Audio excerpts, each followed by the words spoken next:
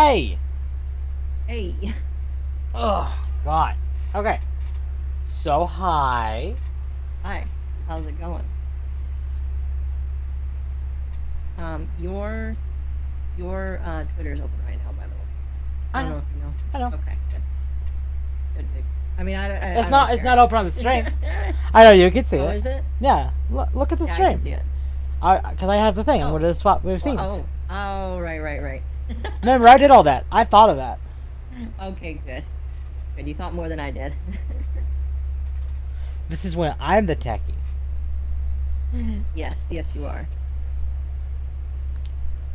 So, hi, all. Welcome to the start of our podcast. That's weird to say.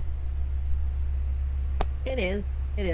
But it's cool.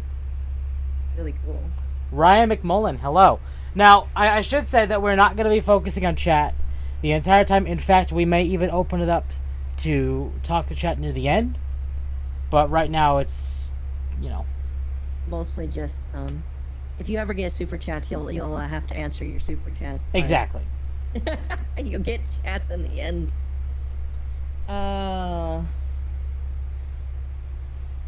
But yes, this is. I'm really excited because we've kind of been talking about this and procrastinating about this for a little while, Oh, yeah, absolutely. and now it's here. I'm going to do this. Hold on.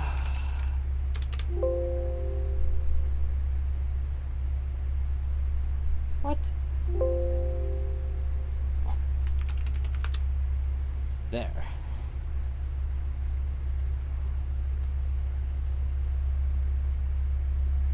Oh man. So, I while you are doing that, I can I'll talk to the audience for a little bit. So, the origin of this is, as far as I can remember, because my memory is always horrible. But like we like to talk a lot, you and me, and sometimes we just like to talk about video games, randomly. And sometimes we like to speculate about video games. And Mhm. so, I think over time we've been like, why not just podcast it? Because, some people like listening to insane ramblings, of other people. Some people make money off of doing that. So I figured, well, we both figured, why not do this? And I will say this is going to be a very this is a learning experience for both of us. Even though I try to pride myself as a quote unquote professional content creator. I've never done a podcast before, where I just sit and talk with like this. I do have some notes. Let me see if I can find my notes. I had them written down here on my computer, but we've got some things to talk about tonight. Absolutely. There it is. Perfect. I wanted to ask you though, just to kind of in the beginning. I suggested that we call it Tech Cafe because that's kind of what that's kind of like the name that you kind of gave your server. But what kind of inspired that? For people that don't know, what kind of inspired just the Tech Cafe idea? Mostly because it was like, okay, I'm into the tech side of things, Mhm.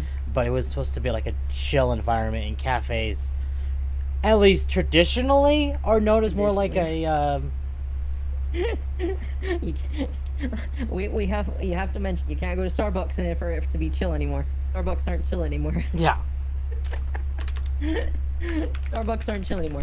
But traditionally, I think the more mom and pop kind of Yeah. cafes are chill. You just sit down.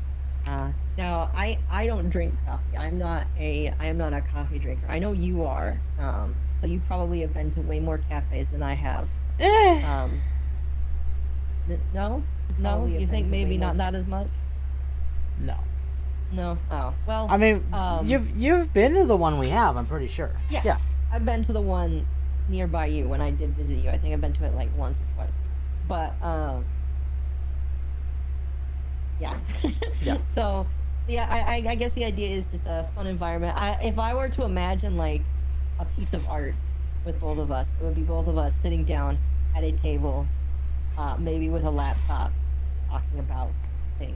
Like that would be, I just had this idea. Maybe we find an ambient sound of like people in the background while we're just sitting here and talking. Oh man, that would be cool. I don't I mean, know, it would be, but I don't know, that's an interesting idea. let's see. Hold on, you might be too quiet. It would be, I have no idea. but I could check. Hold on. I don't know, that's an interesting idea. let's see. Hold on, you might be too quiet. It would be. I have no idea. I'll just turn you up a little bit. Okay.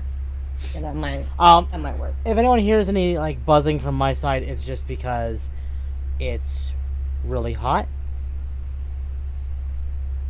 I can't hear it, but I know, but OBS is picking Stream, it like- up. So oh, is it? yeah. Discord is kind of good with noise suppression sometimes. It is, yeah. I I mean, it's not bad. So Yeah, no, it's not that bad. It's not that bad at all. So, we had some topics to talk about.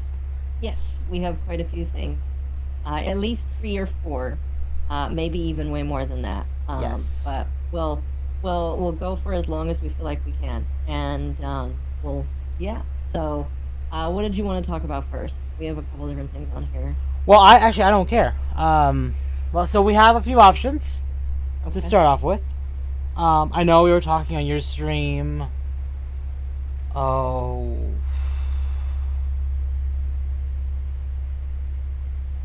Was What? it yesterday? No, you were playing Elden Ring yesterday. Oh, okay.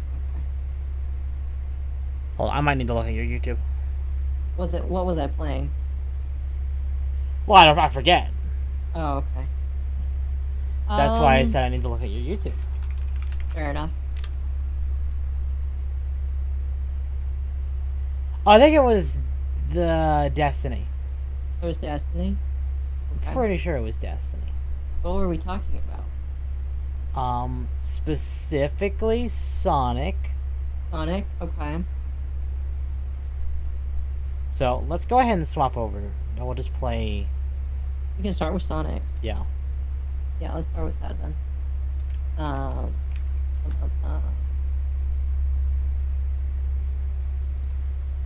up. There we go. And we'll There just we go. make that loop. And we'll just talk while the trailer plays in the background. There's going to be no sound because I don't There's want no sound. Oh yeah, that's a good anyone idea. getting mad, but the actual video will still play in the background. Yes, yes. So, let's talk about our thoughts of this game, kind of as time has gone on. Because I remember, it's been at least a year since they announced this game. Maybe was it a year or 2 years since they announced this game? A year. Okay. So Because they remember- announced Origins at the same time, Okay.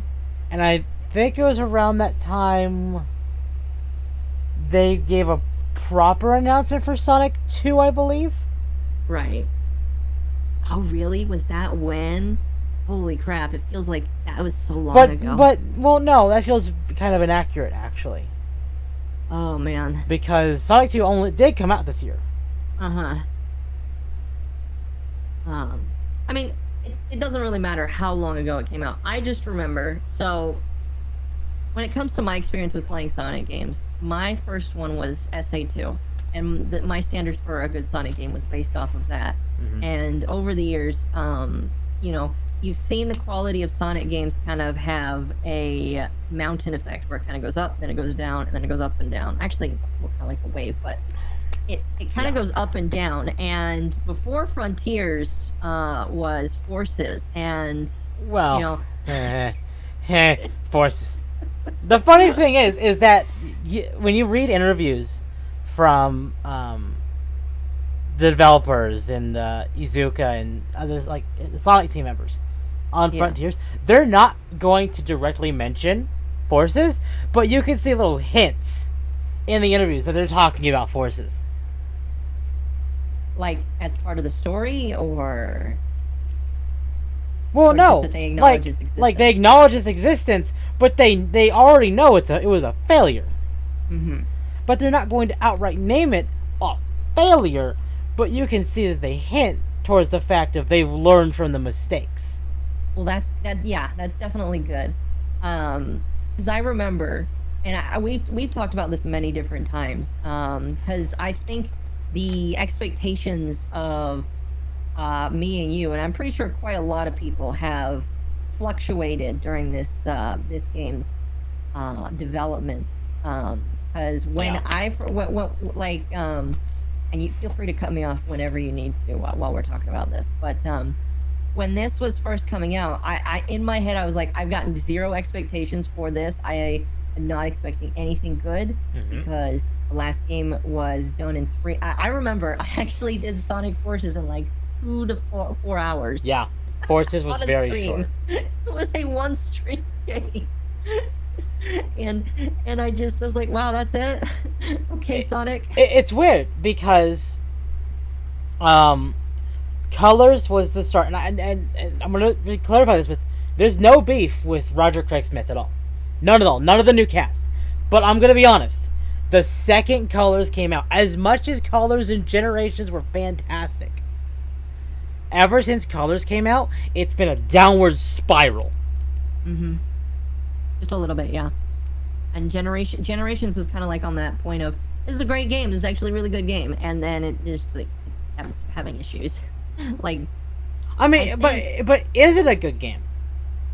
What, Generations? Yeah, think about it. Is it actually a good game when it follows the same ideology of something like, I'll use Colors because Colors is more recent because they brought the remaster, and Forces. It's the same thing. It's kind of a nostalgia bait game, in my opinion. It is, but like when I played it, I definitely was like, okay, if you played the old games, you're going to enjoy this more than just, oh, hey, I'm a young kid that's playing all of these things for the first. Like, there's definitely references that's just like, this either makes no sense or I don't care about this if I don't play the old stuff. Like, absolutely. Like the boost formula. Actually, do you know what the first game of the boost formula was? Wasn't that Unleashed? Yes and no, actually. Okay, because I know that there were other games that might have had it. The first proper game was actually Sonic Rush. Isn't that the one with the skateboards? No, that's the first appearance of Blaze. That was on the DS.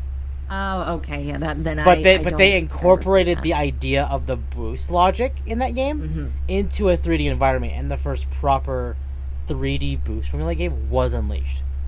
Okay. I see. Because like before Unleashed. Now that's not counting Secret Rings and Black Knight, because they also had semblances of the idea. Those games don't count though. Actually, funnily enough, there's hints in some of the story trailers for Frontiers. Now keep in mind, Ian Flynn, the guy who writes the Archie and IDW comics. There was a scene that was leaked at, I think it was Gamescom, and there was a scene where Sonic slyly made a mention of Secret Rings. Really? Yes. In was it in a trailer or just It was in a cutscene that was leaked from people recording it. Really? Yes. So okay. I am gonna say this, and some people will disagree with me. I actually liked Secret Rings. I think its story had a lot of potential. Its gameplay was dog. Yeah, the gameplay at times was really frustrating, because when you think of a Sonic game, you don't think, I'm holding up my motion controller sword and Sonic. I'm not playing stick shift with Sonic. Yeah. You think if I'm whacking the remote, it's so that Sonic can jump and whack enemies like in Unleashed. But with a game like Secret Rings, and I didn't play the other one. Black Knight. So Secret Rings Black is Knight. the one with Arabian Nights, and then Black Knight was obviously like Arthurian legend. Yes. I see. But didn't they both control very similar? Yes, but Black Knight improved on it. Black Knight controlled a lot better. Right. So, I remember very fondly as a kid beating Shoot, what was it called? Secret Rings? My brain. Yeah, Secret Rings. See, my brain just died there for a moment there. I remember beating Secret Rings and really enjoying it because of the gameplay. It was so hard. When I finally did beat the final boss, I was like, okay. Yep. And this is it was a difficult, but it was also kind of fun. Mm-hmm. But going back to the boost formula, it's one of the. I feel like the boost formula is a fun thing in light, kind of. If done in moderation, I feel like the boost formula is fine. But my issue with Forces when it came out, it just felt like Boost City. Oh yeah. It was just like nothing. Like I remember thinking to myself, if I just boost all the way through, maybe I'll win. Mm-hmm. And I did. I like literally completed the level by doing nothing but boosting, and it's just like that's kind of one of the reasons why. Okay, this game better not just be Boost City again. Otherwise, I'm going to be really upset with Frontiers. Right. And the latest trailers that have come out, so the overview and the story trailers both, mm-hmm. have proven to me at least that they're not. Like, yeah. Obviously there is a boost formula here. Oh yeah, I can. I mean, you can see it. Yeah, you it's can see it. Part of the game. But what's the right way to say it? The game... It's not how you win. It's not how you win. In fact, they even say, like, multiple times in the overview trailer, which I have playing right now, mm-hmm. that it's all about how you want to play. Like, if you want to play the game in this typical style, like the boost formula, and just point A to point B to point C, gun, go, you're done. You can. Or you can explore. You can go for all the collectibles. You can go for 100%. Upgrade Sonic. Get all the Chaos Emeralds. Go for the true ending. Go explore every area, go for every puzzle, etc. You have mm-hmm. multiple avenues.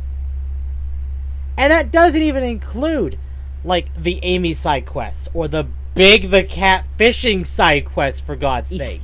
I forgot about that. Yeah, that's really...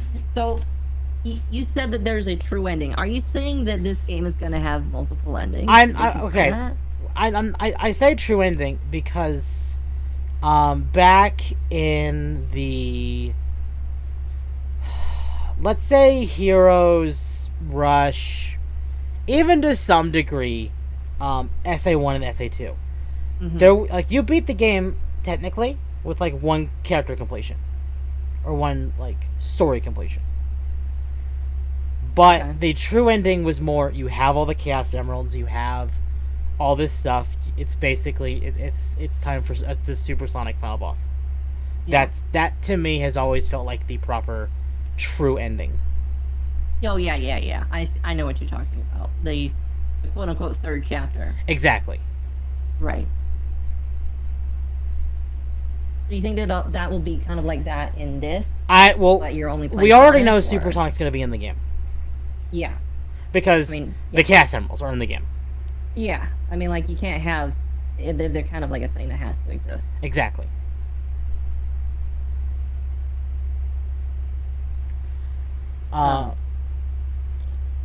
But I like what they've done. So when the game was first shown, it looked choppy. Oh yeah. It looked very choppy. Now, who did they give it to test? IGN. Was it IGN? Okay. It was IGN. They gave it to IGN, and not only did they give it to IGN, they gave IGN a very early look. So, that was their first impressions. And it wasn't like first impressions, it was they got to show gameplay. The problem was the gameplay they showed was early beta footage. It was choppy, there was popping, and then it didn't help afterwards that they let Nintendo show the next part. And I'm okay with Nintendo showing this stuff, but they showed it on the Switch. Which is... unfortunately the inferior console in terms of graphics. It is. And it sucks because the Switch is so beautiful. But when you have stuff like the Xbox Series X and the PlayStation 5, even though the PlayStation 5 is a pile of horse shit, excuse my language, That's okay. You're not monetized. Well, yeah. No, I think with me, I had to tell myself, okay, keep expectations at 0 because Yeah. if you raise them high, you're going to be disappointed. When that gameplay came out, I was like, okay, I was right to keep my expectations at 0. Unfortunate as it is, I'm not quite sure what to expect from this. Yeah. Hopefully it gets better. And I think you were probably in a similar, I think you were in the boat of, please, oh God, can this not be the final product? When I heard who was writing the story, I told myself, okay, even if the gameplay is not good, I feel like I can trust the story to at least be of a similar tier of like Adventure 2 or Unleashed. Yeah. Who's the writer for the game again? Ian Flynn. He's the main. He's the head writer of the Archie comics before they were canceled, and now the IDW comics. Right. So he is writing the current comic series that is and out right now. The community has been begging Sega to let him take a crack at it, to basically prove that sometimes you need someone who actually understands the franchise. And he does. He does. Yeah. See, because I've read some of the Sonic comics. I remember I read like a couple of the early issues, but you have read every single one from 0. No. Or close to it. For IDW, yes. For Archie, no. But I have read every issue that he's done. Okay. Because he started in issue 160 of Archie. And you can vouch that he is a phenomenal writer. He's written some of the darkest stuff in the franchise. Okay. And so, with that in mind, is that exciting you or terrifying you for what might come? Both. I think it's a more excitedly terrified is an interesting term, I guess. Because I think this game has a lot of potential. And I think it's already been shown from the story trailer.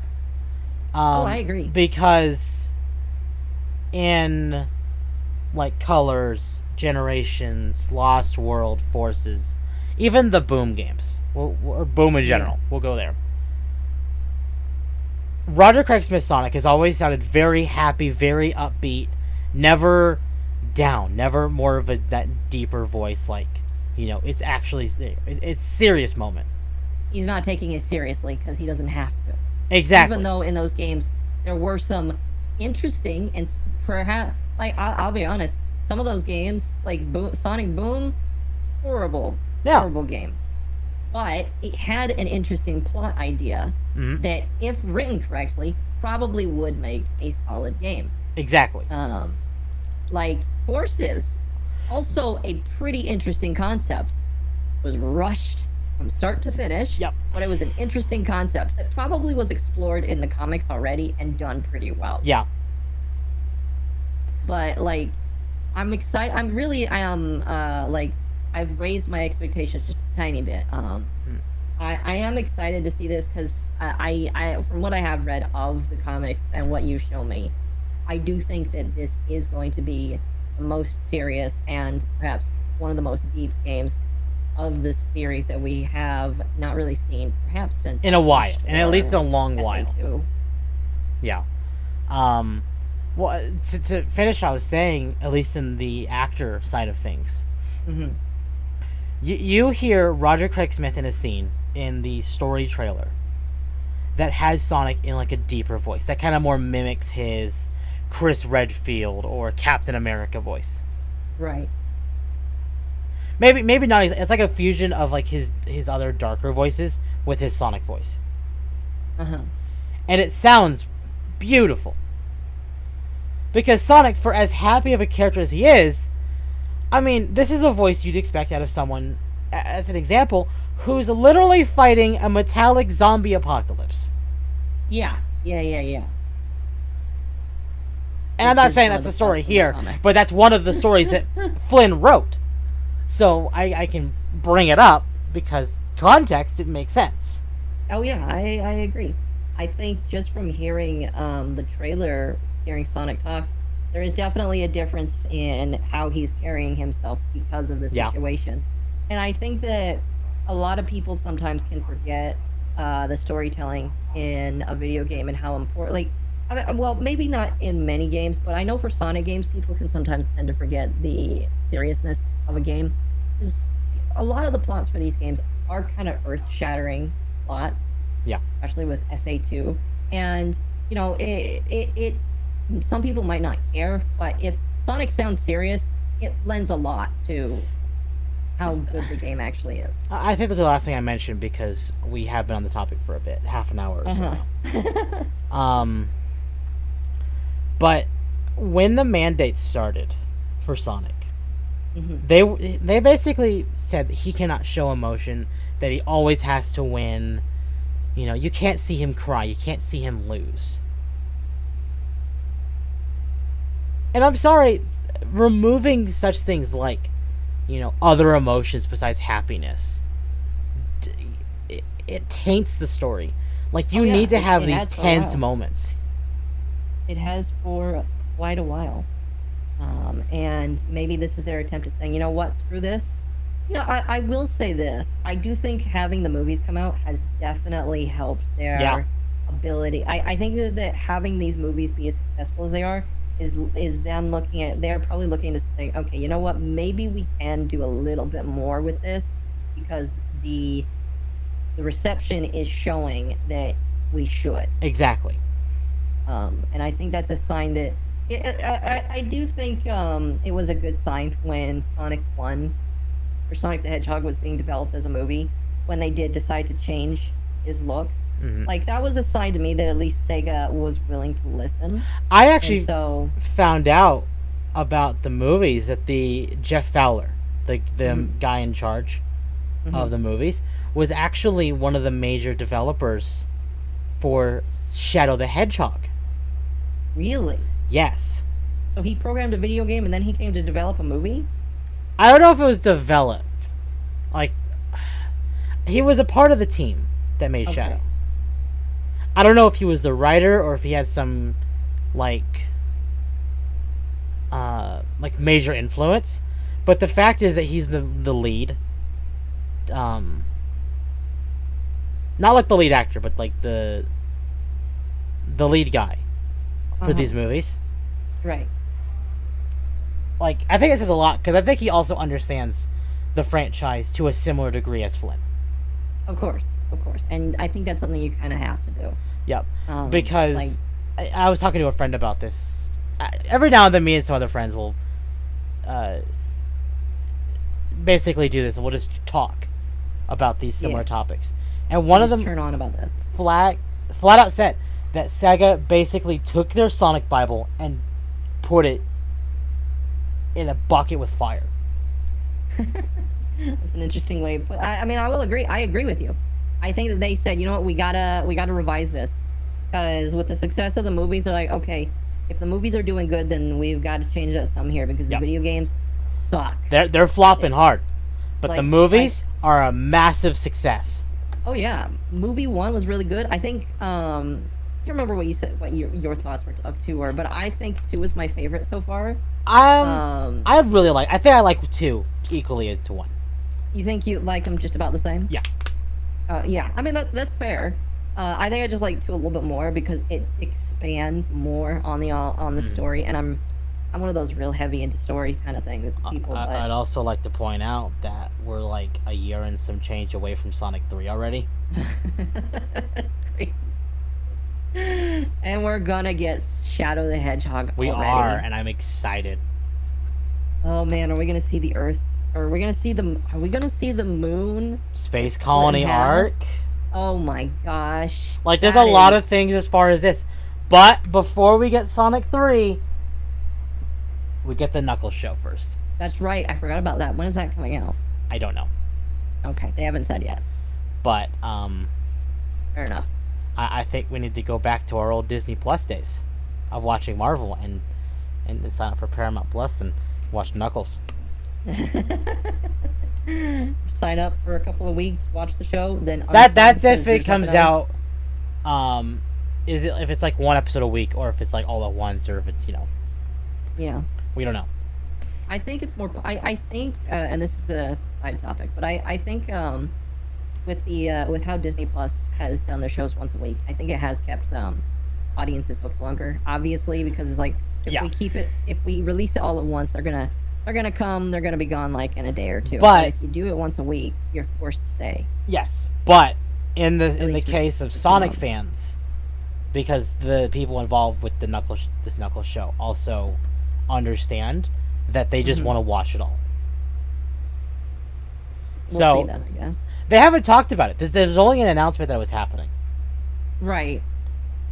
So, it's a matter of when. Mm-hmm. One last thing I wanted to show before we moved on to another topic, and because I am streaming this to you on Discord, we're gonna bring this up. Okay. Do you want me to turn the my sound on, or?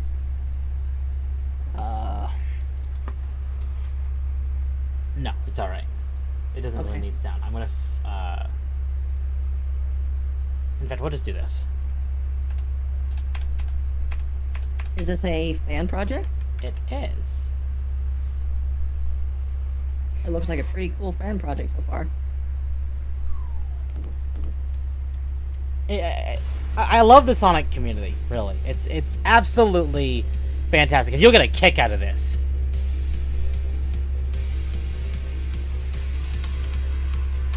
What is this? What the heck? Is this Mario Brothers? No. Oh my goodness. Do you realize who that is? No, I don't. I know what the sound isn't. Oh, it is playing. Oh, it is playing the sound, yeah. Let's fix that. I don't want it to be blasting. Oh, who is that? So this is a mod that's basically, here is Sonic 3 and Knuckles. Mm-hmm. But instead of Eggman piloting the first boss machines every time, it's Agent Stone. Oh my gosh. Yes, it is. Yeah, I forgot that he has a pretty sick beard. I mean, he doesn't really wear a hat, so that is... That's not his hat. Cool. That's his hair. Or is that his hair? That's his hair. That don't look like hair, I'm gonna be honest. Yeah, it doesn't. But I thought this was really cool to see, because people really love his character. Oh yeah, he's got great character. I like his character. Like, you know, you think about the characters like Snively, he's kind of unlikable just because of who he is, but like, I really like Agent Stone. He's a pretty cool character. And Absolutely. I can't wait to see him in 3. I do hope he had a big role in Sonic 2. But I do hope he has a bigger role in 3. Yeah, we'll see. I hope that, because like, you could already see that Eggman was like, hey, you're just my sidekick. I'll use you for whatever.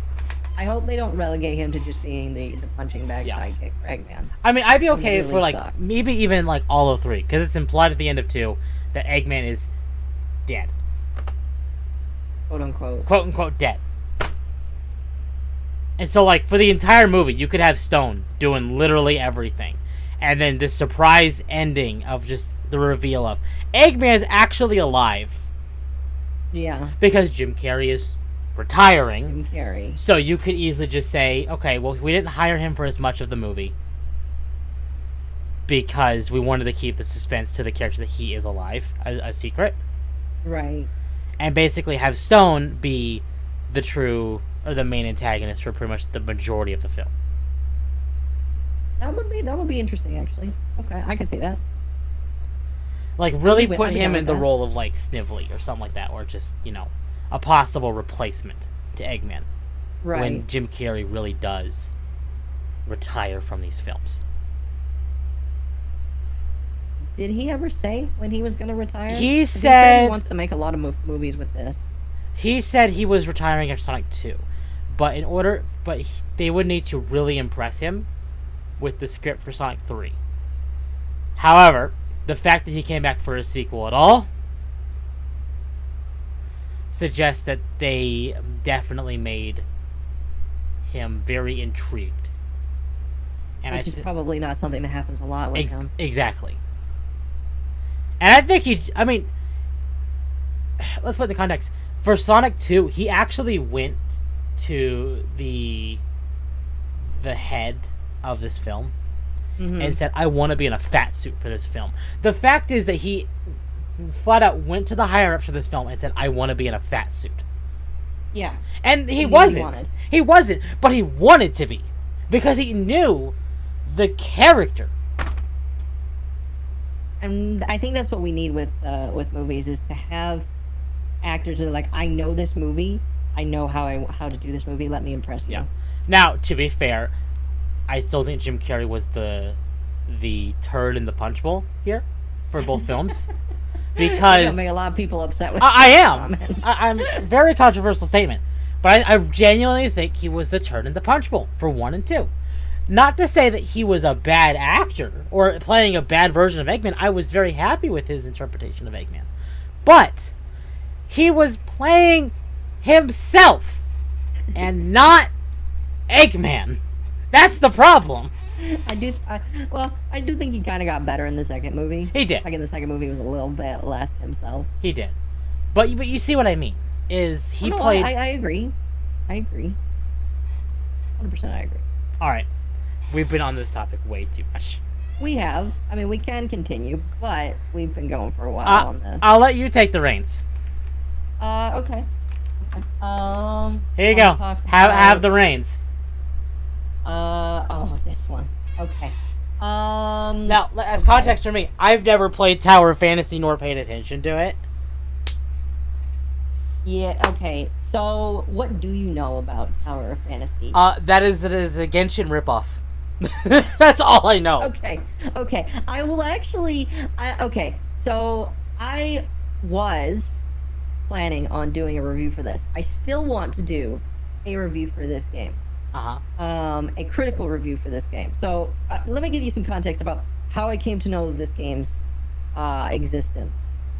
Because I did not figure out this game's existence through the natural means of the internet. Right. I have a friend. I'm not going to name them because I know they like their privacy. But I have a friend who really enjoys Genshin and Honkai. It's one of their favorite series ever. They really love MiHoYo, and they are just... And I understand why, because Genshin and Honkai... Well, two of Honkai. the greatest... okay, yeah. Honkai... Well, Honkai. Not so much Genshin. I mean, Genshin is... Listen, for all the crap I give Genshin's shortcomings, because I'm very critical of Genshin too. In fact, I honestly am not the biggest fan of wanting to stream it anymore because of the critical points I have with it. But that's a topic for another day. But it's still really great storytelling. You can definitely see the love that came from Honkai in order to make Genshin. And so, but anyway, going back to this, I found out about this game because my friend was seething. Well, not maybe seething is the wrong word. They were upset because, and they told me that this game was embroiled in a lot of controversy. Mm-hmm. Now, I am, in order to be fair, I'm not really going to make the controversy the main point of my review. I am going to purely talk about the aspects of the game, what's good and what's bad, and I will do the quote-unquote comparison to Genshin. At this point, I do not think it is entirely a Genshin clone. I think it is more of a PSO2 clone. With Right, like they Genshin, took with the they Genshin style. they took the Genshin skin, but the PSO2 style. Yes. Now you played PSO2. Yeah. You played it with me. You played it Before New Genesis. Before New Genesis. Yeah. Did you play any of New Genesis? No, because Okay. I can't be bothered. Completely understandable. But although PSO2 is getting I mean, attention soon. I mean, More okay. Quote unquote more attention. For our watchers, part of the reason why New Genesis kind of turned me off is when it first came out, it had issues. It had a whole bucket load of issues. It did. Now, I have not played it recently enough to know if it still has those issues because it's not on my list of things I want to touch. I opened up the game, probably about a month or two ago. Oh, you did? You still have it installed? I uninstalled it. Okay. But I opened it because I saw some characters with, giant badonkadonks. For any of you who actually know this. Oh, right. I remember this conversation now. I remember this now. Yes. and I wanted to try and make one of my characters who also has giant badonkadoks. Thank you, YouTube, for making me censor that word. And it could do it. They really nerfed down the size of the badonkadoks. Yeah, actually, I know this is a bit of an aside, but I will comment on this because I know some history about this. So PSO2 originally, for like the first decade, 15 years of its life, I can't remember how old it is.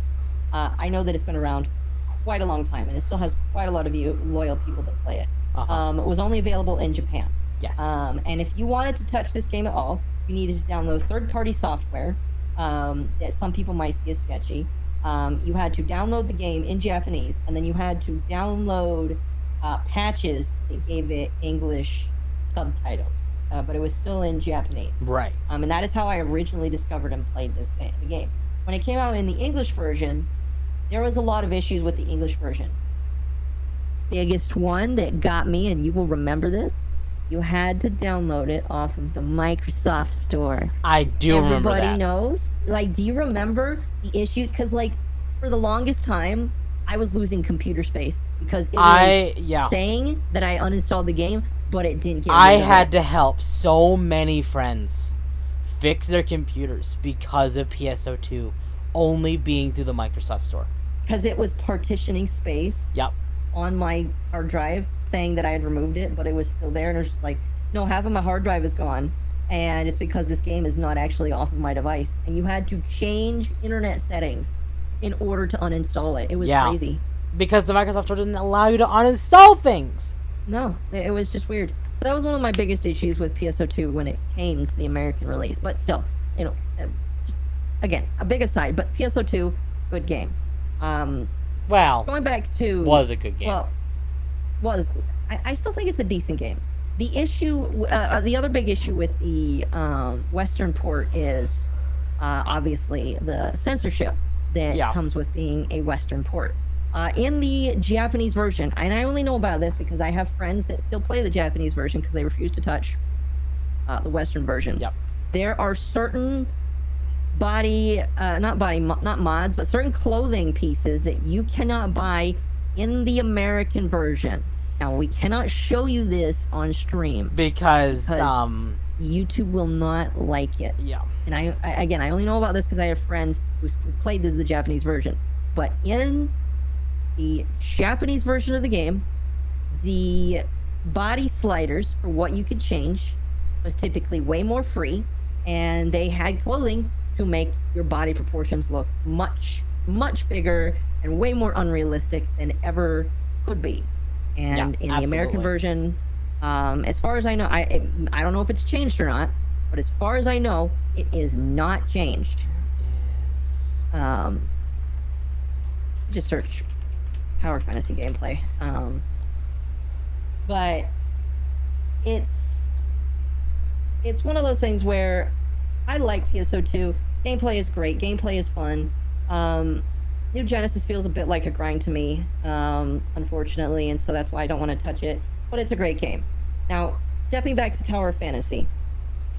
When I first saw Tower Fantasy, it was after the controversy. So in my head, I was like, I don't want to touch this game because of the controversy, because specific controversies that were that were part of this game.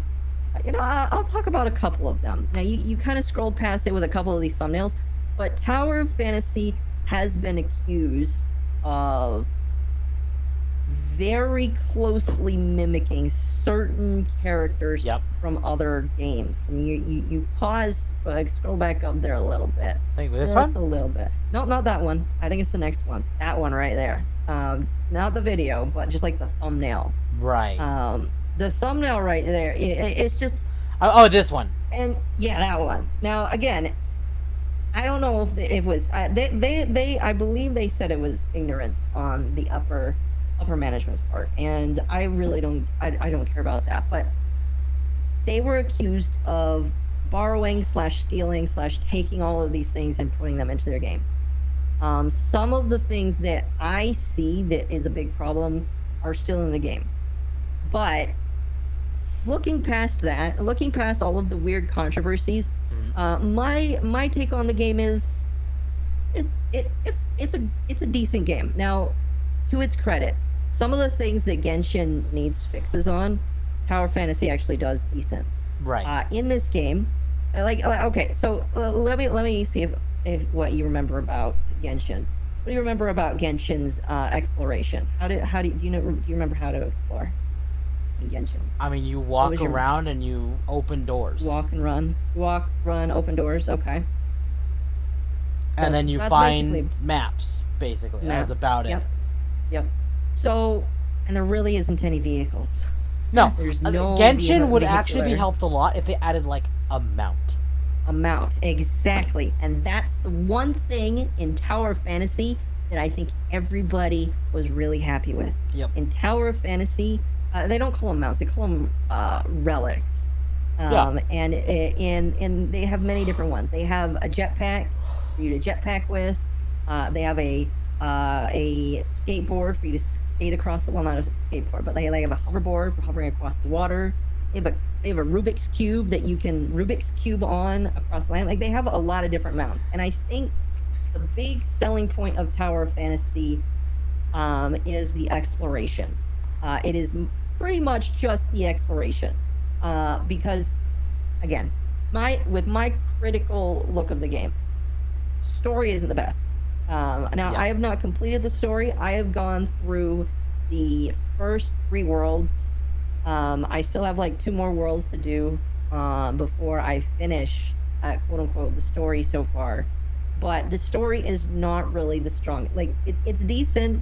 It's one of the. It's got a decent hook, but even the hook itself is a little bit weak. Like, I don't want to spoil it.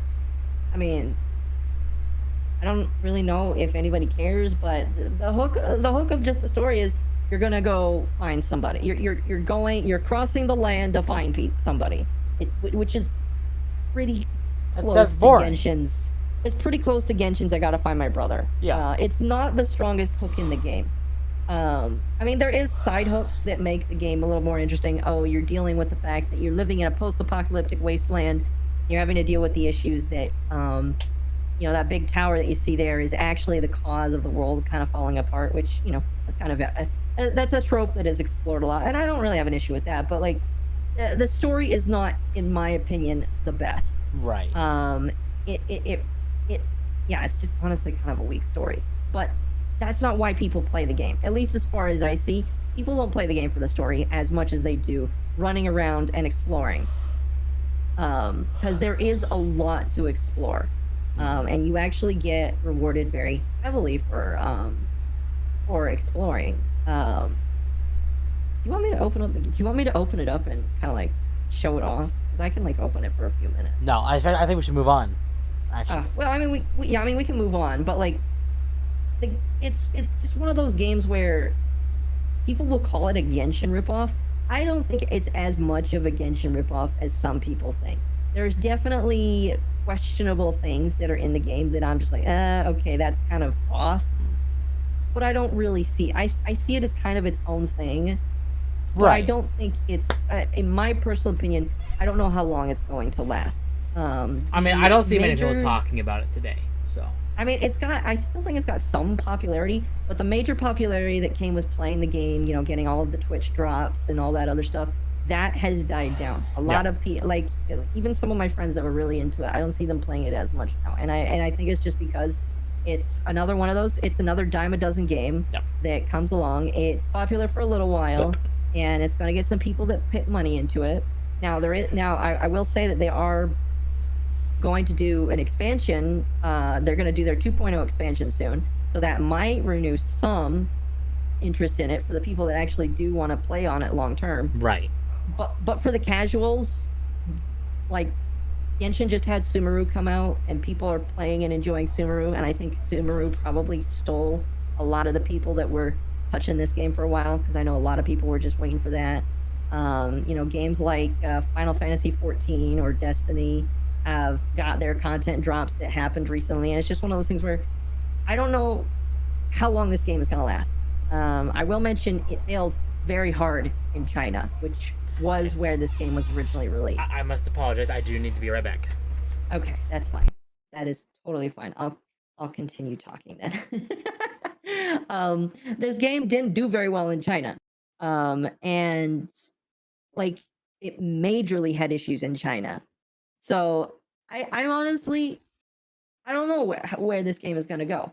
Like it could have a resurgence with the 2.0 and later updates, but I personally don't think it will. I think it's going to be it kind of makes me think of the news of the week kind of game where you play a game and it's like the big thing for the week, but if it doesn't retain people's attention for very long, it's not going to stick around, so to speak, in people's minds forever.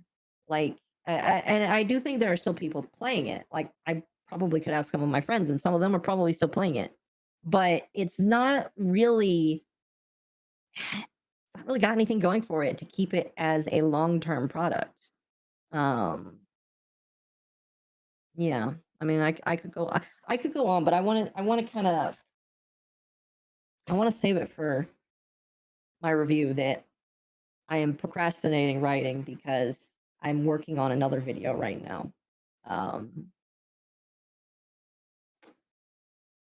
But yeah, it's just again, and I was very on the don't touch this game because of the controversy around it, and then I stopped when I was like, okay, you know what? I want to take a critical look at this, and I recognize. Sorry, I'm back right now. By the way, I see. Yeah, I see. I'll be done here in just a minute. Like when I looked at this, I was just like, this game has buzz around it, but I want to see if it does actually retain that buzz, and that's partially why I wanted to look deeper into it. And my personal opinion, I don't think it will keep that, unless it changes drastically. But there's a lot of other games that are out there right now that are way more popular, that are grabbing people's attention, like Destiny or 14 or Splatoon 3.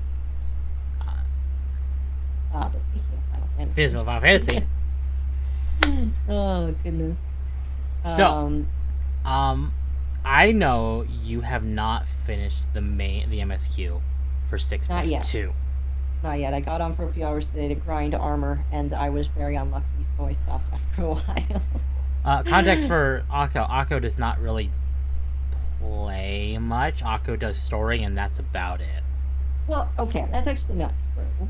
I play story mainly, and then when I get kicks of this game, I will do the kicks of this game. Yep. Last time I played this game really hard, I did nothing but crafting and got most of my crafting classes up to, excuse me, I think 70 or 80. Most of my crafting classes are up to 70 or 80. Beyond that, it really just depends, because the main pull of this game for me is just whatever.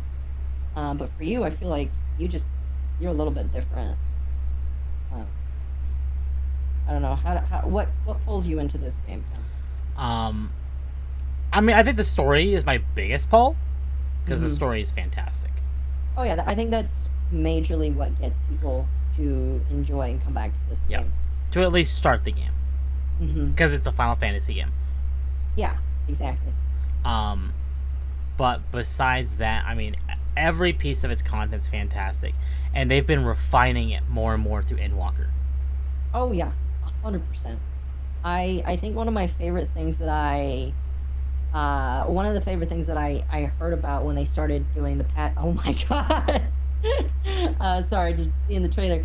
But one of my favorite things of this game so far is that they're saying, yeah, we're gonna continually like when they came out and said, yeah, we're fixing some of the Realm Reborn content. I was really surprised because Realm Reborn, and I can think of just recently with one of our friends, Realm Reborn is perhaps the entry gateway into whether or not people will stick. Exactly. If you can make it past a Realm Reborn, then you will be fine. Oh yeah, 100%. And I think that barrier gateway is what stops a lot of people from really enjoying this game. Yep.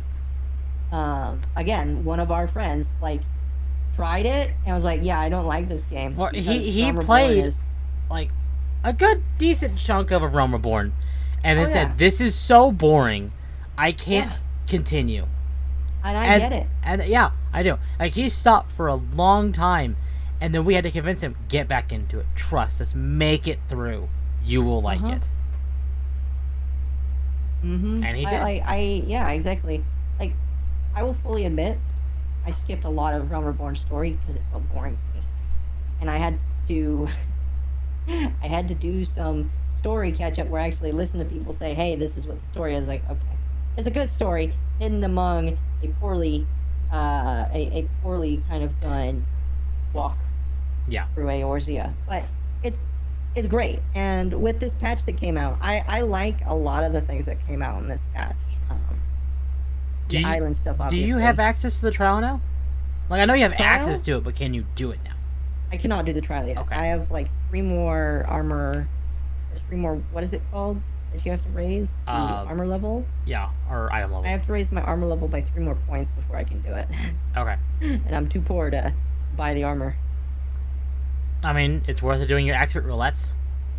Oh yeah, and that's why I'm doing my. That's why I did my roulettes today, or some of my roulettes today. I might do them again tomorrow, but yeah, I definitely. I go through.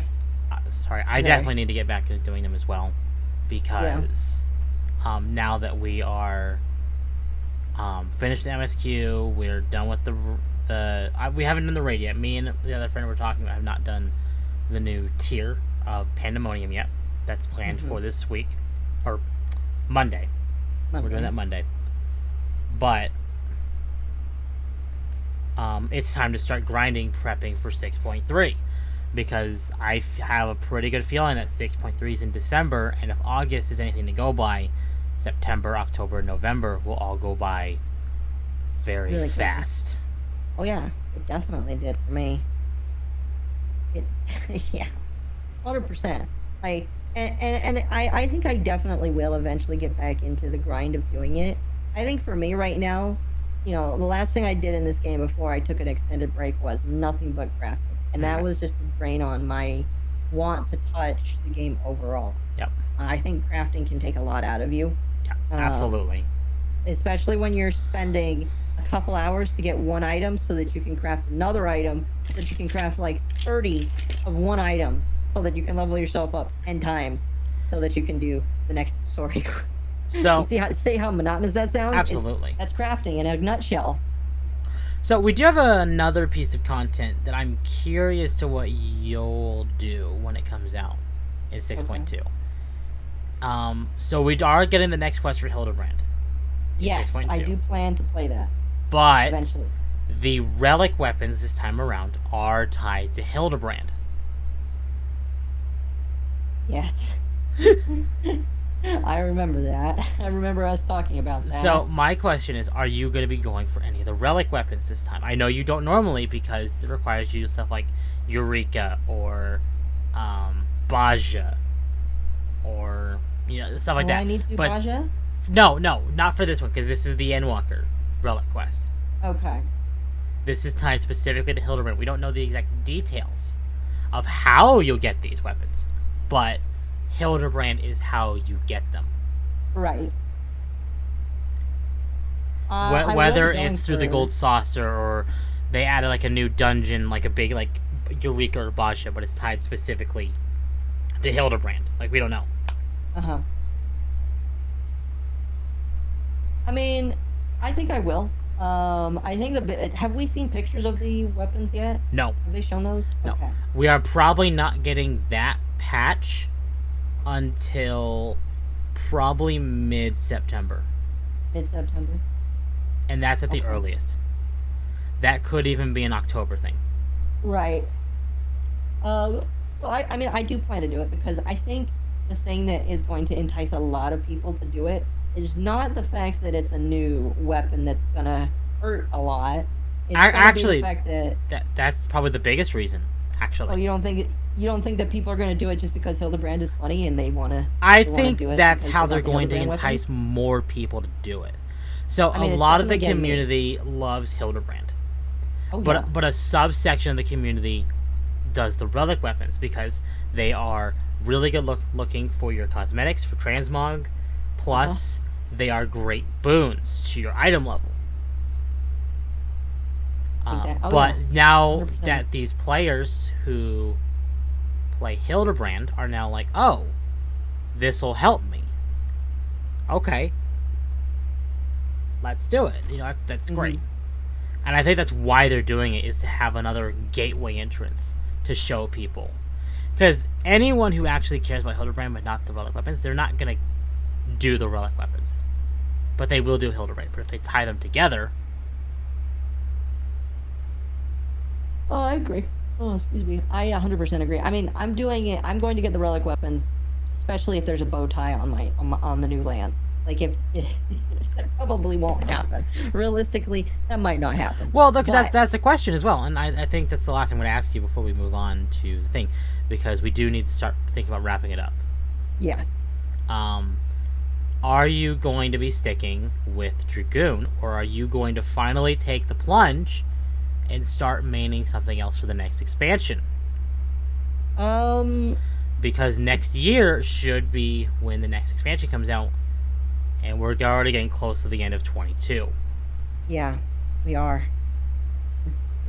I think I will do a different class, or try to, at the very least.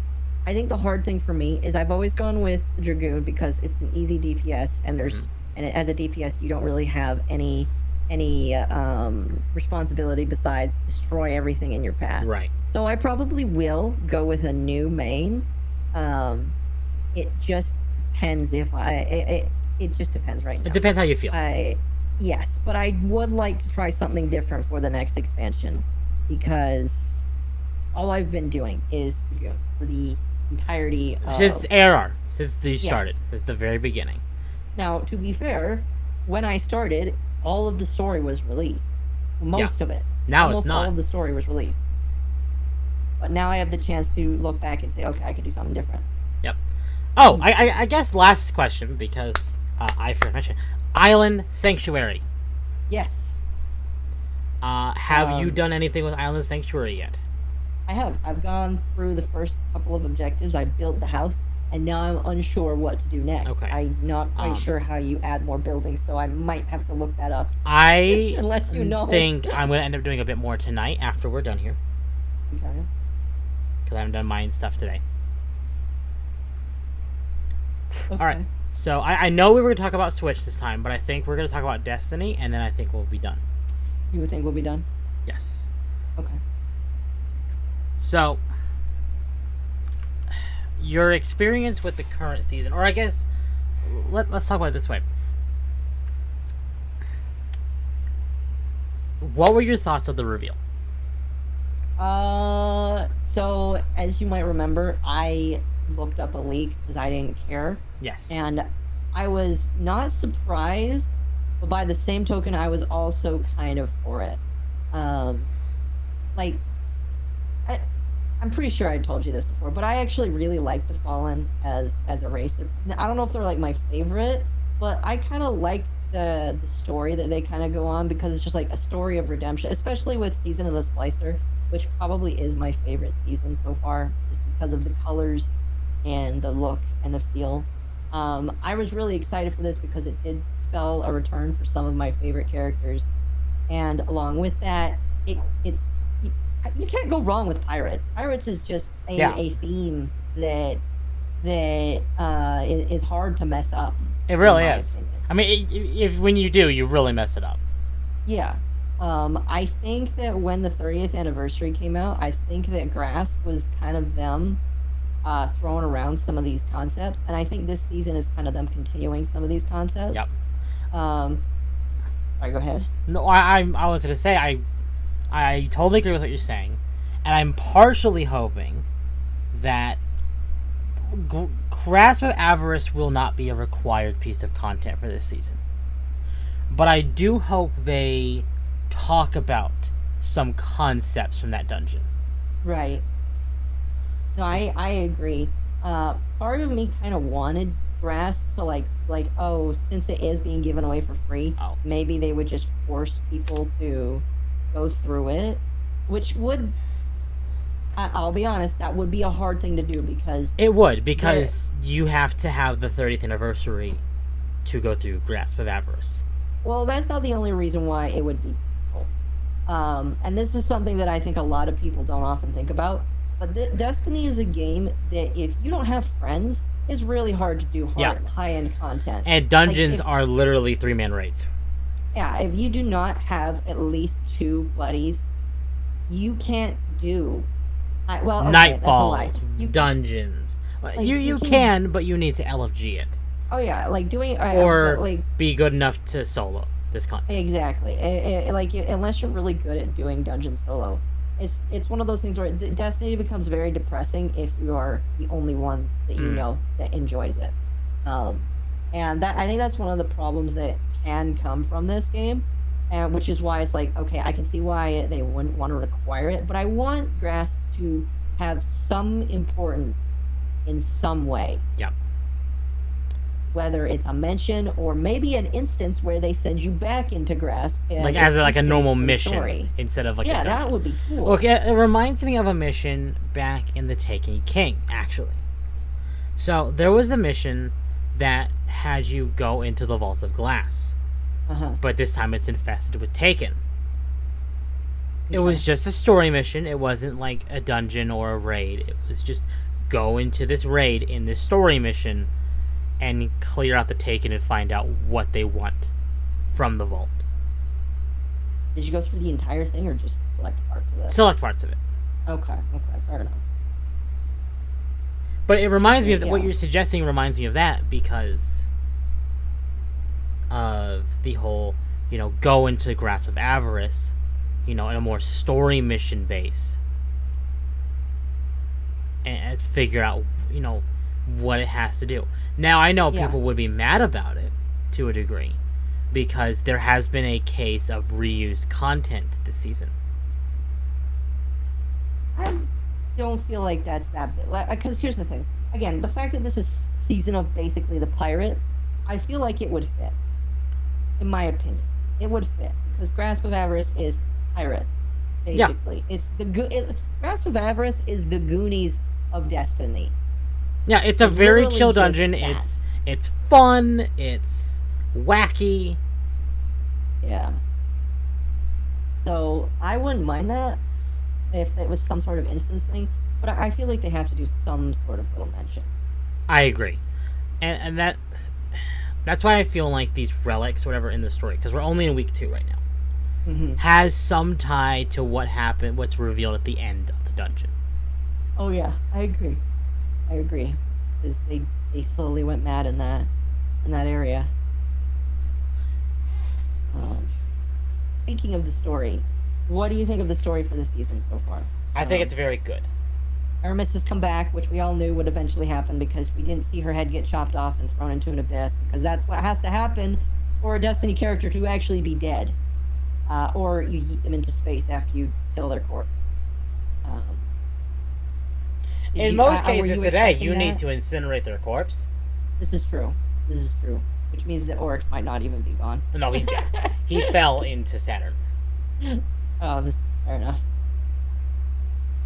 He burned up in the atmosphere. Yep. Or does Saturn have an atmosphere? If it doesn't, his body's at least under the gas giant that is Saturn. Fair enough. But yeah, I think the story is pretty good so far. I think that the 6-man activity is actually pretty decent. Yeah. Sometimes, and this is something that I've noticed, 6-man activities can be hit or miss with whether or not they're fun or willing to go through. And I wouldn't say this is the best 6-man activity they've ever made. It's not. No. But it's pretty. It's a step up from last season. Yeah, it is indeed a step up from last season. Yes.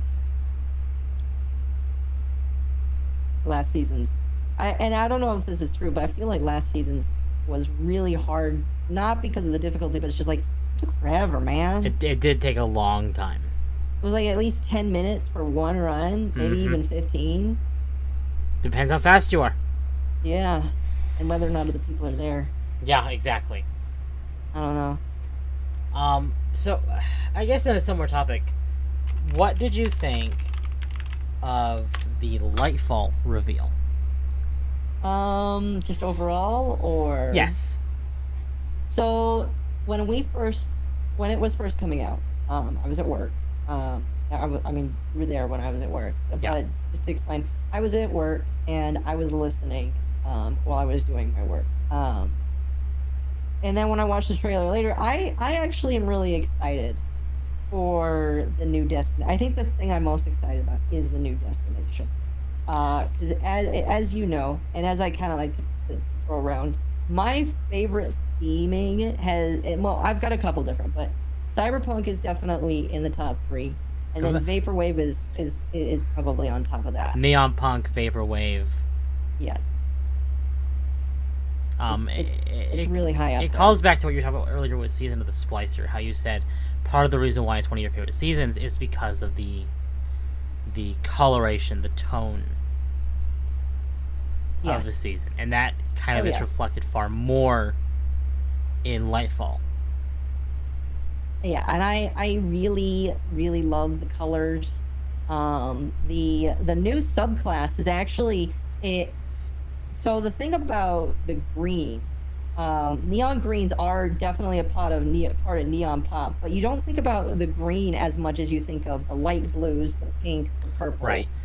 Right. So it almost definitely looks it fits, but at the same time it's like an alien thing that is kind of there, and I kind of like how it helps make it pop out, if that makes sense. No, I agree, and that's why I really like.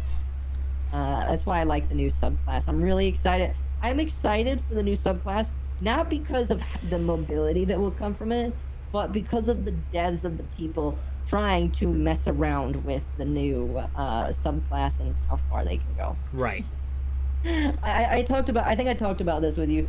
I know that a couple of our friends were in talk when I talked about it. They're going to have to give the treatment to the game like how Smash Brothers had to give treatment to the game when Steve was added. Yeah. That has been actually a big talking point with the community. Yeah, because it's just like because just for quick context for people that don't know, when Steve was added to Minecraft, you mean when Steve was added to Smash? Yes. You said when Steve was added to Minecraft. I mean, he was added to Minecraft just recently. Don't you know that? But when he was added to Smash, they had to rework the entire game because the stages had to be made so that he could destroy them. Or build on them. Or build on them. Yeah, exactly. Because he had to mine and then build on it. That was a big aspect of his character and what he did. And so I think with Strand being added, I think it's a sign that they're ready to revisit some of their oldest areas and either fix or update or do some new stuff with it. Mm-hmm. Hopefully. I hope that's Hopefully it's both. I would like that to be the case. Maybe they may not just touch it at all and just be like, hey, if you fly into the unknown areas, you're dead. That's what I expect, but that's what I expect. It's Bungie, so we don't know. That's the thing, is we don't know what to expect. But I would like for them to say, okay, we've got this new subclass that can put people in areas where they normally really shouldn't be. Maybe we should fix it up to the point where they don't kill themselves. Yeah. It doesn't matter, but it would be a nice touch. So when they added Strand, or when they showed off Strand, they actually showed that you could... Remember the train in the Warden of Nothing strike? Yes, I do remember that. So in my least favorite thing ever. In the Strand trailer, or at least in the part of the big reveal with Strand, they actually showed that you could grab onto the train with Strand. Okay. And it would propel you. So, it would drag you with it. Interesting. So, now, it's entirely possible that strike may end up being reworked to match the use of Strand. Or, we'll be able to actually just use Strand in there in general. That would be if that's the case, that would be very interesting. And there is also talk that you'll be able to grab other players' sparrows with Strand. Really? Yes. It's kind of like... Oh, okay. So say another player is driving with their sparrow, and another player grapples onto that sparrow with strand. Will it stop the sparrow? Does it even work? Will it propel you forward like the train does? Yeah. The strand? Like, these are questions, and I know day one I don't know if we're gonna be testing this out because I know I'm playing the campaign day one. Right, and everybody's probably going to be busy on their own. Exactly. Depending on the day one for me, I might be at work. It's gonna be February 28th. You don't know your schedule then. What day is that? February 28th. That is a Tuesday. Yes. Well, I mean, okay. So, I mean, it depends, but if my current schedule doesn't change, then I will probably play it that night or maybe Wednesday. Yep. As a stream, which would actually not be a bad idea. No, not at all. But, no, yeah. I think, overall, I'm excited for this. They've definitely gotten my attention with this, and I'm excited for it. Mm-hmm. Now, I hate to do this, but I actually need to be right back. I'll be back in like 5 minutes. Okay, perfect. I wanted the show strand off, but I think we'll just hold off on doing that. We'll just keep going with this and we'll just loop it again. Oh, summer's almost over. Good.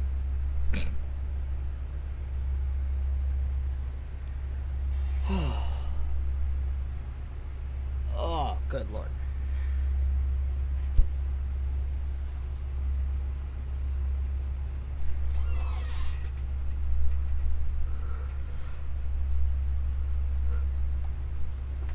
Okay, let's see. Talked about Destiny 14. Splatoon. We might squeeze in a little bit of Splatoon. So let's go ahead and grab that trailer now.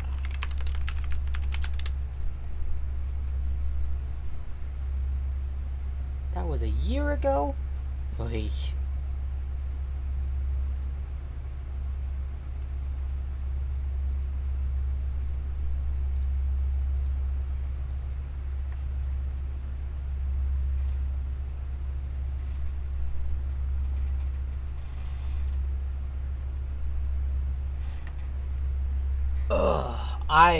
So Splatoon 3 does launch in like a week from now. Next Friday. Less than a week.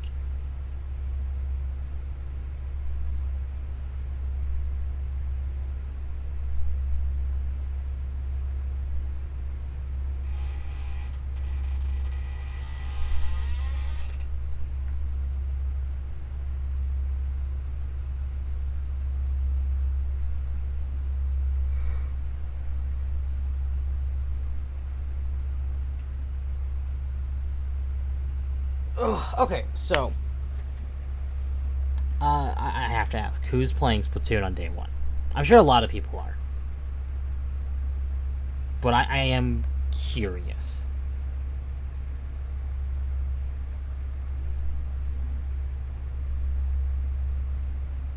Because I know I will be playing it the night of, because I did order digitally. There's Carol. Perfect. I've never played any. Really? Well, I do highly recommend it, especially if you like shooters, because it's Nintendo's basically their shooter.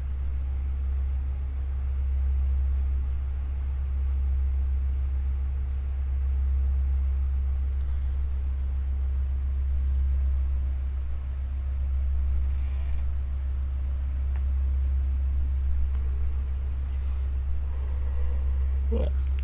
I really like the characters, though. Yeah, characters are great. I'm not sold on the new ones yet, but we'll see. We will certainly see. I know I've been playing at least 12 hours straight day one. Yeah, I mean, I'll probably finish the campaign day one, because I'm going to be playing that night, the night of release. Play for a few hours then, and then sleep, and then probably play more after some sleep. So I probably will finish the campaign day one.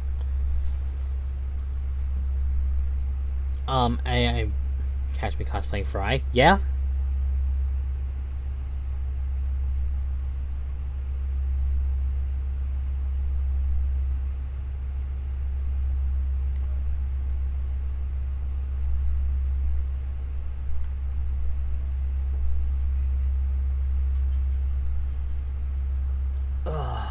Like, I'm very excited for this one. I mean, I was excited for 2, but I didn't have my Switch when 2 came out. So, being able to play Splatoon on a launch day is very exciting. Sadly, I wasn't able to play the Test Fire, though, or the Test Splatfest thing.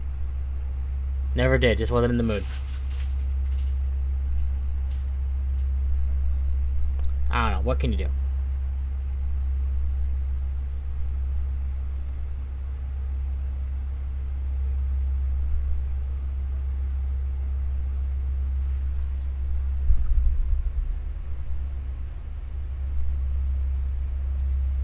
From what I could tell, it does look very good, but it also looks very samey, if it makes sense. I mean, I don't.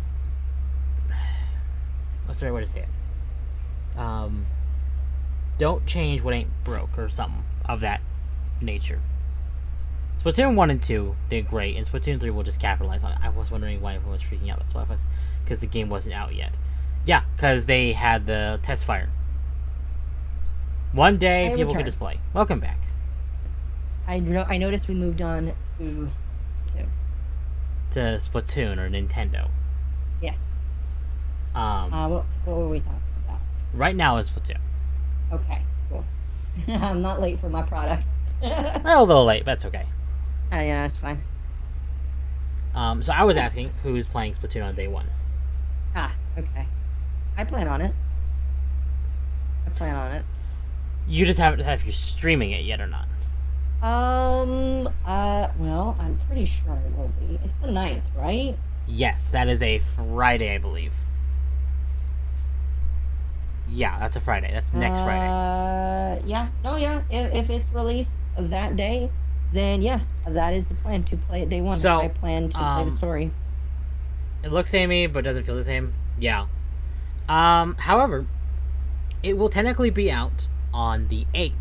So for me at 9 p.m. For you, 11 or 11. Yeah. Now I don't know. Midnight. No, 11 for you. Well, midnight for Eastern. people over on the other. Yeah. Yeah.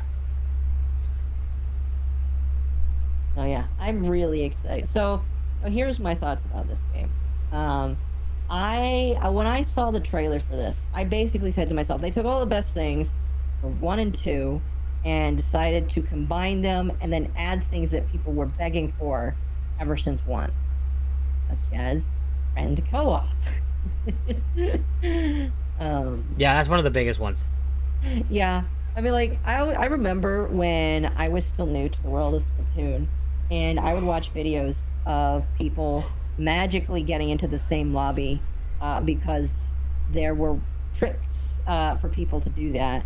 And I even remember that when you streamed the game a long time ago, you tried to do that for other people, but it's not easy to do, and I don't know how people do it. But now it's just like, yeah, just join up. Do it. Join up. I'm just like you on my friends list. All right, let's join up. Let's go.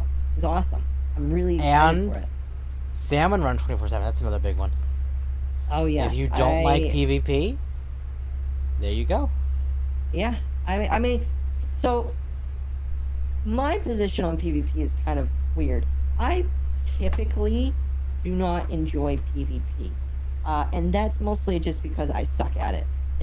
That's pretty much the only reason. I suck at PvP. Mm-hmm. I'm not really the biggest on fighting other people because it's not something I do very good at. I've always been I'm good at fighting against the computer because the computer is predictable. I can't fight against a person because people are not predictable. Right. At least not so easily. And I'm willing to admit that I just suck at PvP. But Splatoon is a little different because it's interesting. It's kind of like Gambit in a way where it's a hybrid of fighting other people, but also you have your own things that you have to do in order to win. Fighting other people is not how you win in Splatoon unless it's a specific game mode for it.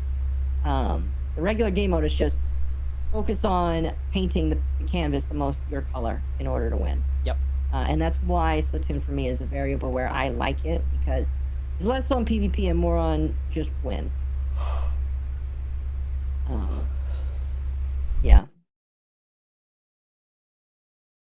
I'm really excited for the story. Really excited because, like, I think the story was one of my favorite parts. I remember when I got Splatoon 2, which was my first experience with the game series.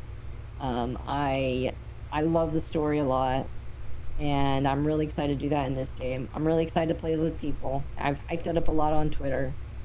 And yeah, I'm really excited about it. Sorry if I'm over talking, but I'm really passionate about this game. Ah, you're good. I'm really excited to. Excuse me. I'm really excited to try this Splatana. I didn't get to try. Okay, so I had planned to play. We had planned to play this game. During the Splatfest. That was what I wanted to do. I was really excited for that. Yep. And then I think you had a really bad work day. No, wait, what happened was King's Fall. Oh, you're right, because it was King's Fall day. It was King's Fall, first run. We didn't beat Oryx. We were all tired, and I was like, I can't stream with this energy. I wanted to. I was really wanting to. And I was like, I can't do this, because if I do, it will not be the same for me. But still, our team won. Rock wins. Hashtag Rock, Team Rock. Well, again, that's a good thing for the Splatfest, though, is because they got to look at any data that, from people playing and go, okay, that needs a buff, that needs something. So you do some like last minute fine tuning before the game does release. Yeah, I have not seen very much gameplay of what people have played. What I have seen looks very samey. Now, I'm not saying it is, but samey as in gameplay? Yeah. Well, I'm expecting the gameplay to be mostly the same. I'm not expecting it to be that much different. And that's okay, because I'm excited. Don't change what's not broke. Oh yeah, I agree. I mean, here's the thing. I think sometimes people will beg for a sequel or a threequel, and it's just like, now you have to change everything about the game's mechanics in order to make it fun again. It's like, no. You don't have to do that. Splatoon is a game that you don't have to, like, change very much in order for it to be fun. Yep. In the case of 3, they needed to add proper multiplayer. And here's the thing. You could slap a new logo on Splatoon 2 and say, we added multiplayer for real, and people would think that was Splatoon 3. Yeah. Hell, you could even add a couple new weapons and then just say, Splatoon 2 Well, they'd DLC. have to add a new story as well. Well, yeah. I mean, like, they could basically do a, what was the name of the DLC? My mind is escaping me right now. Octo expansion. Octo. They could do an Octo expansion 2, another Octo expansion. Octo expansion 2, Electric Boogaloo. They could do an Octo expansion 2 or whatever, slap new weapons on it, and then say, oh yeah, we also added multiplayer. And then, you wouldn't need to have a Splatoon 3. But the fact that they did do this, I'm okay with it. Well, it's also coming out in the Switch's 5th year. Yes. Or 6th year. Yes. Yes, it is. Which hopefully, kind of to talk about the Switch for a moment. Do you think that there's going to be an announcement for a new console in the next year or two for Nintendo? Next year or two? Yes. Yeah. Like, maybe also a Switch, because, like, I feel like they have to. I feel like they're gonna pull the 3DS. Like, how it was like the DS, and then the 3DS, and then the new 3DS. That is exactly what I was thinking. Yeah. They have to basically do what they did with the DS. Or Switch is too popular for them just to drop it. Oh yeah, I mean, like, they can't really just drop it. It's one of those things where it's like, for the longest time, and I still think it's true today, Nintendo has capitalized on the portable console that also plugs into your TV. Exactly. I mean, like, they started it with the Wii U, then the Switch came out. Was a flop and a half. Which was a flop. I mean, I do think that the Switch is the child of the Wii U, but it is the good child of the Wii U. I think what comes out for the Switch is just, maybe it has to be bigger or beefier, or it has to be better. I think it's going to take a page from the Steam Deck. Oh, I definitely think they're studying the Steam Deck and saying, okay, we've got to really work because I think the Steam Deck is I actually am really happy that the Steam Deck exists, because it forces Nintendo to say, okay, we've got to really think, because if people can emulate our games with 60 FPS on the Steam Deck, then we've really got to step it up for our next console. Now, to be fair, Valve even said that they were not targeting like competition with Nintendo. Oh, it was its own thing. No, but yeah, I think exactly. Nintendo might feel slightly threatened by it, as evident from when people were posting emulated videos showing how well these games ran on the Steam Deck.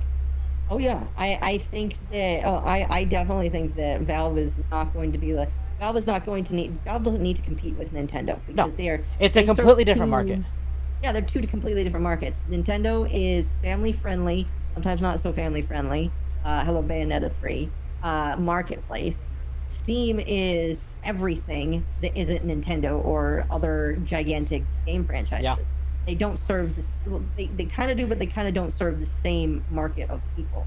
But I do like that the Steam Deck exists, because it shows Nintendo, okay, if we're not careful, we're gonna get beat by people that won't even buy the console. We'll just emulate it.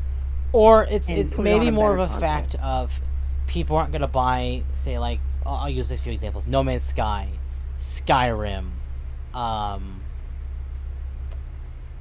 don't know why you would buy those on the Switch anyway. I'll be honest. Well, with you. but Switch the case, is fun, but why on there? But the idea specifically is like, okay, well, no one was gonna buy these things on the Switch because they have a Steam Deck.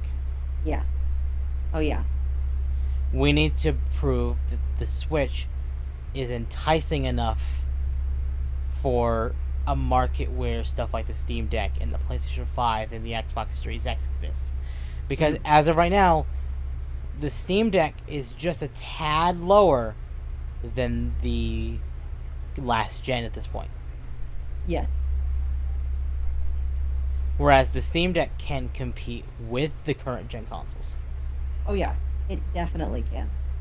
I think the most threatening thing about the Steam Deck is the fact that you can do whatever you want to it and make it better or worse, including emulate. How smart you are. Oh yeah, I think again that's like one of the most threatening things about it, is that it can be the everything console. Yeah. For people, if you're smart enough to do it, you can play Nintendo, you can play Xbox, you can play PlayStation games on your Steam Deck if you're able to get it on there and do it.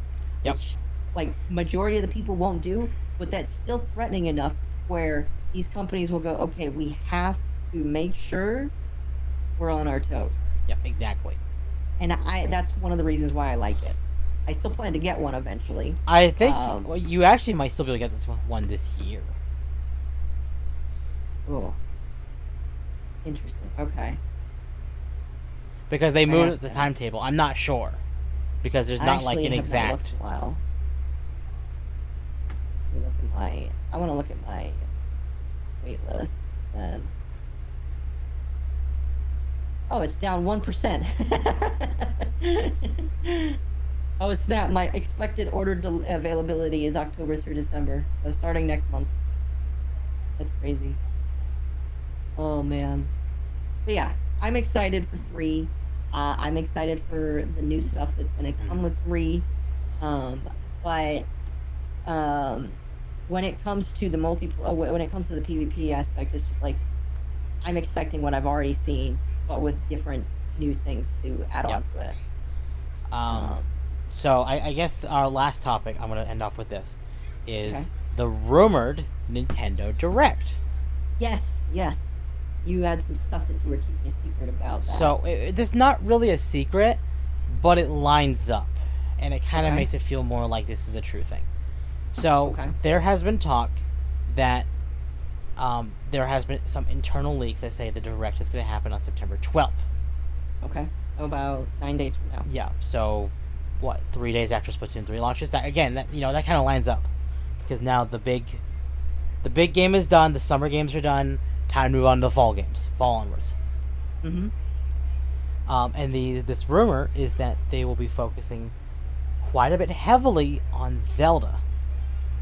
Yes. So the rumor is specifically Wind Waker HD and Twilight Princess HD will be getting their official announcements for Switch. Now, when you hear that, you get skeptical, because it's like, oh, Oh. I gotta stop you there because Wind Waker already had an HD, so this would technically be Wind Waker HDD. This would be the double HD release. Double D. Pair double D. There we go. There we go. But at the same time, this could also be when they decide to talk about and give us the actual name for Breath of the Wild 2. Maybe not a release date, but a name. That would be pretty cool. We've seen quite a few. Wind Waker 4K, but still 30 FPS? Yeah. Yes, pretty much. Pretty much. Yeah. Yeah.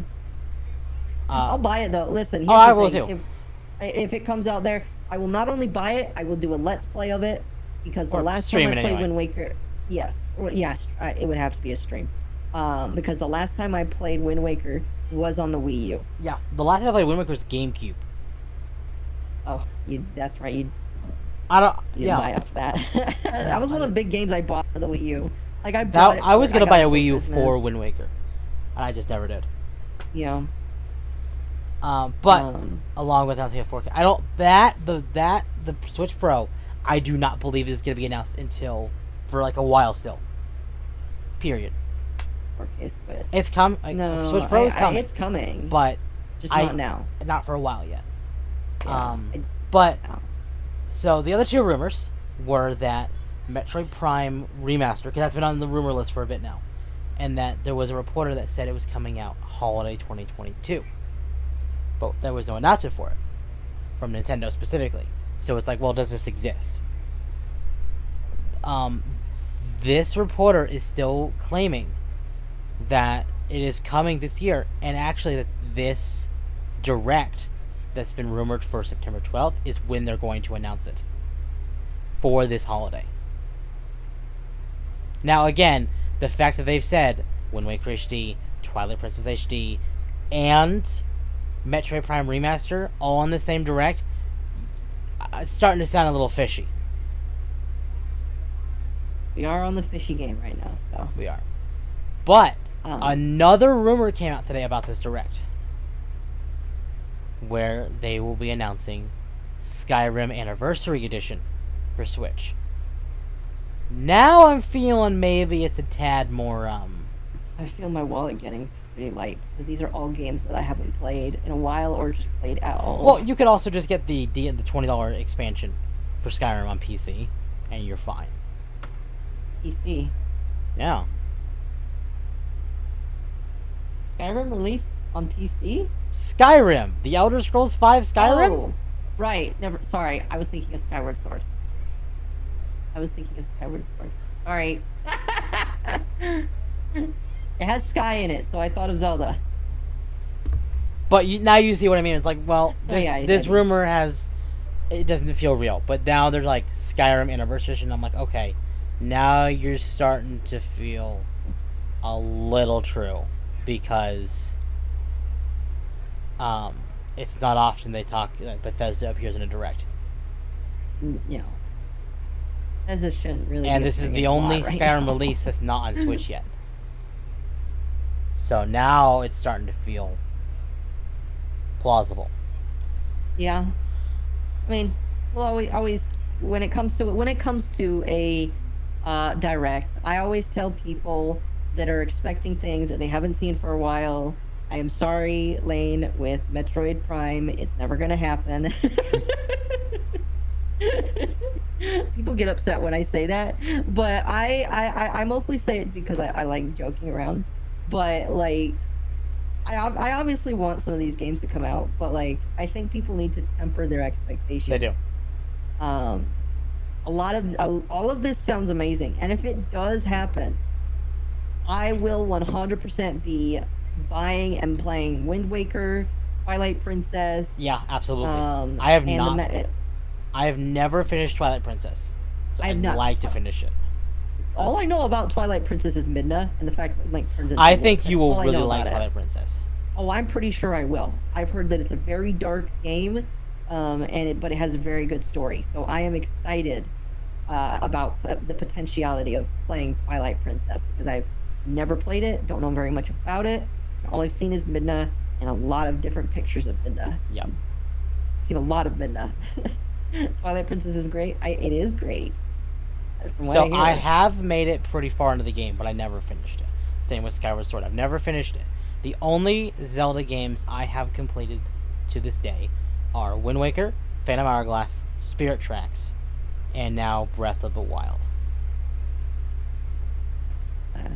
Don't speak blasphemy. My favorite LOZ game. I am again. I've heard really good things about it, so it would be really nice to play it. I think a lot of people will be surprised at me because there's a lot of Zelda games that I have never touched, and if I were to play them for the first time on camera, people would like have their mouth agape. Like, we've never played Ocarina of Time, because I've never played Ocarina of Time. I personally feel Ocarina of Time is overrated. You think so? I do. Same with Mario 64. I believe it's overrated. I believe these games have aged not like fine wine and are not as good now. I mean, I still prefer, in the sense of Mario, I still prefer Sunshine and Galaxy over 64. Mm-hmm. Can't imagine why you wouldn't have seen a lot of pictures of Midna. Nah, bro, people just like showing me how cool she is as a character. And probably bites ice cream with these opinions. I didn't grow up with these games. Neither did I. That's why, like, oh man, I'm trying to think of a game that I played recently. It was like, oh my gosh, you haven't played this? Oh man, because whenever I play a game, it's just like I don't see the appeal of it, and everybody gets upset. It's just like, yeah. It's just like, oh. And I do buy ice cream. It depends on the ice cream, though. But you don't bite it with your mouth. Or with your teeth. You don't bite it with your teeth. Occasionally. It depends. You? Again, it depends. Man. My teeth are screaming and there's nothing even happening. Yeah, I know. Mine are too. Granted, Majora's Mask was the one I played. Majora's Mask, I have played a little bit more of Majora's Mask than Ocarina of Time. I've heard that Majora's Mask is better. I honestly would like to. I would like to play Majora's Mask because people say it is the darkest Zelda. I really hope that Majora's Mask does come, at least in the 3D version, so the 3DS version, comes to Switch. What I really want them to do is to remaster the remaster of Ocarina of Time from the 3DS. Yeah. And then same for Majora's Mask 3D, and then put them into a collection bundle on Switch. So Ocarina of Time and Majora's Mask. I'm also hoping that's what they do with Wind Waker Twilight Princess. Because again, I don't feel like they can justify properly Wind Waker Twilight Princess again for $60 each. I hope you guys are ready for that special limited edition Mario bundle that everybody loved the last time that they did something like that. If they do that again, I'm buying 2 copies again. Oh yeah. Well, if they do that, I'm just gonna buy the physical release, and that, well, it depends. I bought the 2 copies of 3D All Stars because I bought the physical that's on my shelf, still packaged, still in plastic wrap and everything, and then I bought a digital version that I can play. Yeah. Because if they're like, this will never be sold again, might as well hold on to it. Exactly. In the apocalypse, you could probably trade it for something. Trade it for food. I just want a Legend of Zelda special edition Switch. Well, if they do one of Breath of the Wild 2 like they did this new Splatoon one, yeah, you'll get it. Nah, I won't get it. They'd have not to. You, I'm just saying that. Oh yeah. Yeah. Meebop. Meebop. I still don't own any amiibos. You should. I have a few. I would like to own at least the Pyra and Mithra ones. I would too. Eventually those will come out though. I'll do it again. I see you. Yeah. See, okay, so here's the funny thing is we bought a Wii U. So, context, my father loves Rock Band. It's right. I think I remember you telling me that. He loves Rock Band. And our Wii the disk drive was so very broken. I think someone stuffed a quarter in it. So we had to buy a Wii U. And it's in the living room. When we plugged it in, it actually had Wind Waker HD on it. Like whoever... Really? Yes. So it was a pre-owned Wii U that we bought from... Remember that local game, like, hobby shop we went to? That I bought those magic cards at? That you haven't touched since? Yeah. They were selling a Wii U for like $100. Okay. Like the entire set. And on it Okay. was Wind Waker HD. That's awesome. However, it also had the person's account on it. The previous owner. So, in order to be able to use it, because it had parental controls on it, we had to factory reset it. That was... we actually had to pay money to factory reset it. Yeah, Nintendo likes to do stuff like that. It was so dumb. But it no longer has Wind Waker HD on it. I see. So you have a reason to want Wind Waker HD. Wind Waker is my favorite Zelda game. Oh yeah, it's really good. I will say this about HD. Like, if you play the original and then go to HD, you'll be like, crap, I could not have survived without this. Yeah, I've seen the changes. It's so beautiful. And I think... Yeah, the Triforce Trials. Oh yeah, they made those easy. They made that easier too, which instead of having to dig them all up, you just had to go through certain trials. That and here's the thing, with all of the remakes that we're kind of getting, you know, with Destiny and its remakes of raids, and with games that are redoing the games and tweaking a little bit of things, do you think that games are getting easier or harder when they do these remakes? Usually easier. Usually easier. Do you think that's a good or bad thing? I think it depends on the game. Okay. Because sometimes there could be a game that's not intended to be too hard, but is like really hard. Okay, let's take Wind Waker for example then. Yeah. So the reworking of the Triforce quest, that's a plus. Yeah. Because the original version of that is awful. Oh, I agree. I am 100% in agreement. And I never want to do that again. Yeah, I did that. When I was very, very young, I want to say it was before my teens when I played Wind Waker on the GameCube. And I remember that being so frustrating because you had to search for it, then you had to go dig them all up, and it was just so tedious and boring. Like, and it would turn anyone away from the game. Oh yeah, it definitely would. It definitely would. So yeah, I think it depends on the game, but some games that do those remakes and change those things, I think some of them can. I think a remake can make or break the legacy of a title. I agree. I absolutely weird agree. Side. Okay, so it is a bit past when I wanted to stop, actually. So I think. Did you want to stop an hour ago? No, I wanted to stop 20 minutes ago. Oh, okay. So only an hour and a half. So I think we're gonna call it here. Okay. Thank you all for coming out. Akko, very much. you for joining, even though you were the one that pushed me to do this. I mean, we both wanted to do it, but I definitely was like really excited to do something like this.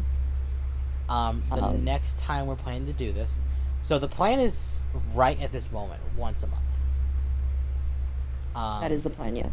Now, to be fair, this episode of what we're doing is supposed to be for August, but because things were happening at the end of August, we couldn't do it then. So the next time we do it will be at the end of September. Probably the last Saturday of September. Last Saturday of September is the 24th. So either we push it to the 1st or do it on a Friday. Or we can do it on the 24th. It's up to you. We'll talk about it. Okay. What we'll do is we'll talk about it. Yes. Sure. But I hope you all like the first episode. It's a lot of fun just to do this. Me and Akko do this on the daily. Oh yes, I agree. We just sit, we shoot the shit, we talk about random stuff, and it's just like these are the things that we do every single day, and it's just like I enjoy doing it in a camera form where we can have people that can respond to. Exactly. You know, one thing we didn't talk about tonight, but it's okay. We didn't talk about Xenoblade 3. I think that is probably for the best. Probably. That is probably for the best. I'll tell you what. Let's push that to next month. We'll talk about it next month. Yeah. At the end of October. Yeah, let's talk about it next. Not month. at the end of, not the next one, but the one after. That's fair. Yeah, let's do that. Because at that real point, quick- Malice will have probably Yes. finished it. Yes. Real quick for the audience, if you haven't yet, make sure to hit the like button because it does help out with the YouTube algorithm. And if you did enjoy the stream, be sure to subscribe to Temp's channel. Yes. For whenever Temp decides to upload content or when we do these streams. It is very helpful and very much appreciated. That's pretty much all I wanted to say. Fantastic. You did my job for me. I'm really heavy on that. Yeah, I'm not because I took that long break, and now I'm just Fair. meh. Well, I'll do the job. I'll do it for you then. All right. That's what I'm here for. So thank you for coming out. We're gonna call it now. All right. You guys have a good rest of your night/day. Yeah, wherever you are. All right, good night. All right. Bye.